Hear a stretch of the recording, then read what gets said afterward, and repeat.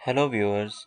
आज हम सीखेंगे कैसे हम SAP B1 में सेल ऑर्डर जनरेट कर सकते हैं। सबसे पहले हम सेल्स AR पे क्लिक करेंगे, उसके बाद सेल ऑर्डर पे क्लिक करेंगे। इसके बाद हमारे पास सेल ऑर्डर का फॉर्म ओपन हो जाएगा।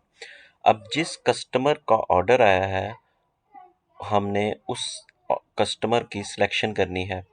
ये हमारे पास एक सेल है जिस पे हम 3 तरीके से कस्टमर लिस्ट को ओपन कर सकते हैं। आप इस पे क्लिक करके टैब प्रेस करेंगे, फिर भी आप पे पास कस्टमर लिस्ट ओपन हो जाएगी।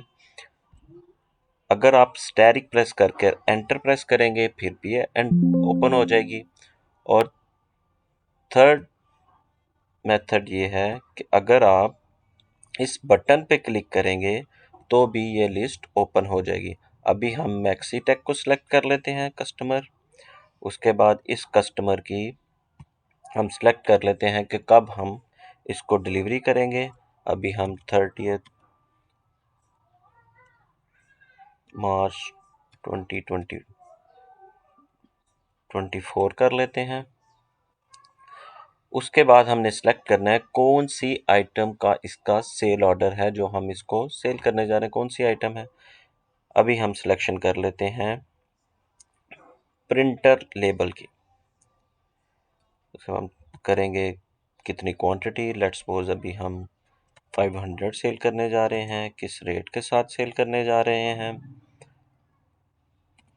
5 के साथ सेल करने जा रहे हैं। अभी हम सिलेक्शन कर लेते हैं एग्जाम टैक्स की।